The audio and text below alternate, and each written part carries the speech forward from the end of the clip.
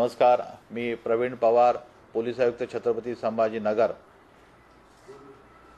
देशाच्या सीमेवरती चाललेल्या युद्धाच्या पार्श्वभूमीवरती देशांतर्गत आणि आपल्या राज्यामध्ये आर्म फोर्सेसच्या वाहनांची आणि जवानांची मूवमेंट जर चालू असेल तशा परिस्थितीमध्ये आपण आपल्या जिल्ह्यामध्ये छत्रपती संभाजीनगरमध्ये सर्व नागरिकांनी कोणत्याही प्रकारे अशा मूवमेंटचा व्हिडिओग्राफ्स किंवा फोटोग्राफ्स हे काढण्यात येऊ नयेत, कारण की अशा प्रकारचे व्हिडिओग्राफ्स आणि फोटोग्राफ्स काढणे याला कायद्याने आणि नियमाने बंदी आहे, कारण की हा प्रश्न देशाच्या सुरक्षेच्या संबंधित आहे आणि अशा प्रकारचे व्हिडिओग्राफ्स आणि फोटोग्राफ्स हे सोशल मीडियावरती पसरवणे आणि टाकणे हे बेकायदेशीर बाब आहे।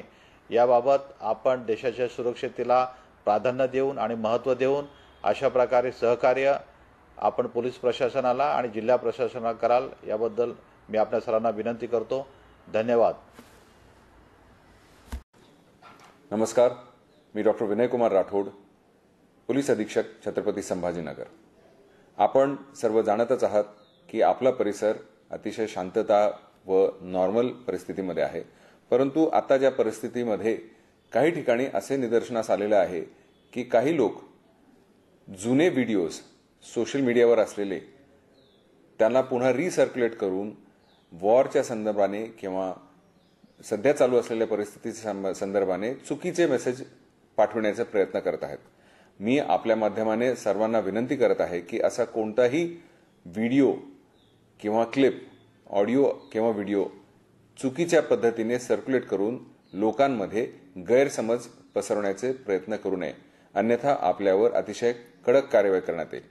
छत्रपती संभाजीनगर ग्रामीण सोशल मीडिया सेल आमचा जो आहे तो अतिशय जागरूक आहे आणि सोशल मीडियावर होणारे चुकीचे आणि गैरसमजुतीचे कोणतेही मेसेजेस जर सर्क्युलेट केल्याचे निदर्शनास आले तर आम्ही त्यांच्यावर तात्काळ गुन्हे दाखल करून कारवाई करणार आहोत।